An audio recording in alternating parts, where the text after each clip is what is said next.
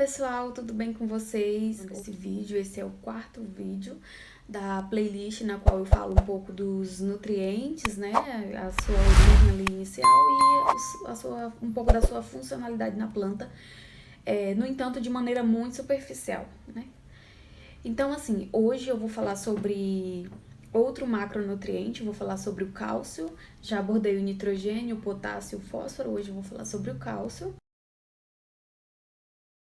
A sua origem primária ali, de onde surge o cálcio, é principalmente em rochas, né? Esse mineral, esse elemento, ele está predominante aí na estrutura das rochas e por isso ele é muito encontrado em alguns minerais, né?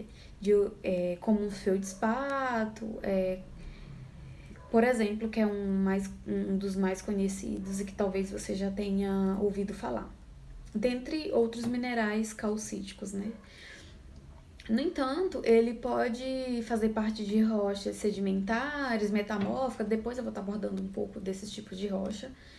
No entanto, na nossa região que tem solos mais ácidos, né, regiões quentes, esse mineral ele tende a ser intemperizado. Então, assim, parte dele é perdido, principalmente em regiões que chove muito, né? Regiões tropicais. Então, ele tende a se lixiviar no sistema ou perder, né? Através do escoamento ali profundo da água. E o que permanece, ele permanece adsorvido às estruturas dos minerais, né? Ele se liga, né? Uma ligação química que ocorre, que ele se liga às estruturas, que é os colóides dos minerais, e aí ele permanece no sistema. Então, assim, em solos com pH mais elevado, isso tende a acontecer mais comparado a um solo mais ácido. Outra forma também da presença desse elemento é na própria constituição da matéria orgânica. A matéria orgânica, como a gente sabe, ela é resultado do processo de decomposição, da serrapilheira, enfim. E ali resulta na composição de vários minerais. Dentre eles, o cálcio é um, por exemplo. Então, assim, em condições, quando a gente tem um pH mais elevado, esse cálcio ele pode sofrer alguns processos químicos, né? E se transformar no sistema também. Por exemplo, no pH mais elevado, ele pode se insolubilizar e se transformar em carbonato, fosfato ou até mesmo sulfatos. Isso não é muito aqui a ênfase do nosso vídeo, mas enfim, é um outro fator que ocorre dentro da estrutura do solo mesmo, né? Além dele ficar disponível, ele pode se perder, pode se transformar em outras variações de cálcio, digamos. Então, assim, o cálcio que de fato é interessante para a planta é aquele que permanece ali na solução do solo, né? Que a gente chama de cálcio trocável, que normalmente ele é absorvido aos colóides do solo, na forma de Ca2+, é um cátion. Esses teores de cálcio, eles vão estar muito mais elevados em solos menos ácido, né? Quando o solo está muito ácido, essa concentração ela é extremamente baixa ou quase inexistente. E quando a planta tem contato com esse elemento, ele tem um papel muito grande, né? Ele como eu falei inicialmente, ele é um nutriente que é demandado em grande quantidade pelas culturas. Claro que isso vai variar em função da cultura. E também dentro da própria limitação da planta, né? Sendo que cerca de 10 a 200 kg por hectare de adubação de cálcio pode já ser suficiente ali para o cultivo do agricultor. Isso vai depender da planta. No caso, as plantas que mais demandam cálcio são as dicotiledôneas, que a gente chama de folha larga, né?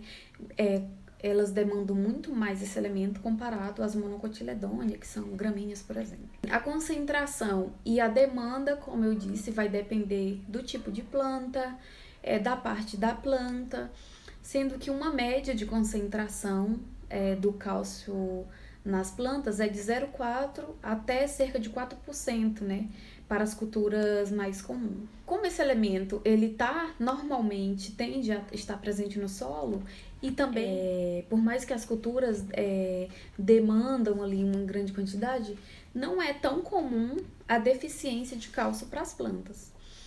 Justamente eu acho que devido a essa capacidade dele já estar presente no sistema, por ter essa origem justamente em rochas, e aqui no nosso caso ainda, por mais que ocorre muita intemperização, ainda há uma predominância ali, né? Permanece no sistema alguma fração de cálcio. Ciência é rara. No caso de condições de campo, existe algumas culturas que elas têm umas exigências maiores. Isso é comum, né? Na agricultura. Algumas plantas terem exigência um pouco mais por determinado elemento que outro, como por exemplo tomate, maçã, melancia, pimentão, amendoim. Esses são alguns exemplos de culturas que demandam uma quantidade de cálcio mais elevada. Esse cálcio, em contato com a planta, ele é absorvido pelas raízes da planta, né, na forma Ca2+, que está presente ali na solução do solo, né, daquele cálcio que estava dissolvido ao colóide do solo. Sendo que a concentração desse cálcio na solução, ela é bem maior, por exemplo, do que a do potássio, certo? Só que em relação à taxa de absorção, eu só estou fazendo essa comparação porque o potássio também é um cátion. Só que em relação à absorção, o potássio ele é muito mais absorvido em relação ao cálcio. Por que ocorre essa diferença, né? Principalmente devido ao cálcio, ele ser absorvido, ele tem que ter uma estrutura específica para ser absorvido, né? Ele é absorvido apenas pelas extremidades das raízes ali, né? A gente chama de radicélulas radiculares, que é onde as paredes celulares da estrutura da raiz não foram ainda suberizadas. Então, por isso, por mais que na solução ali pode ter mais cálcio do que potássio, dois cátions aí, né, que podem estar competindo ali entre si, a planta absorve muito mais o potássio devido a esse cálcio ele ter essa exigência estrutural aí para ocorrer essa absorção. Então, o cálcio ele é transportado pelo xilema, né, via corrente transpiratória, faz parte de vários processos enzimáticos ali, contribui na ativação enzimática, e o cálcio ele tem um papel muito importante na estrutural na planta. Então, a taxa de redistribuição dele na planta, comparada aos elementos que a gente já comentou aqui, como fósforo, potássio e nitrogênio, ela é baixa devido a essa concentração dele ser muito baixa, principalmente no floema. E o que isso, né, interfere? Isso faz com que, em condições de carência de fósforo na planta, os sintomas eles tendem a aparecer nas partes mais novas da planta, devido a essa baixa mobilidade, né?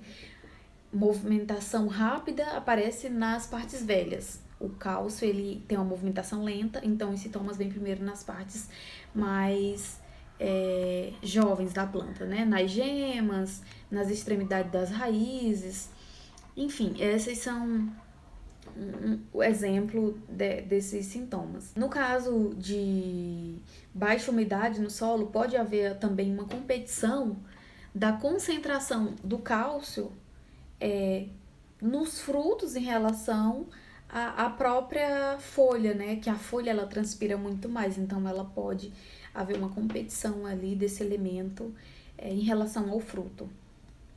E isso acaba influenciando no tomate, por exemplo, vou até colocar uma imagem aqui, de deficiência, por exemplo, né, como podridão apical, enfim.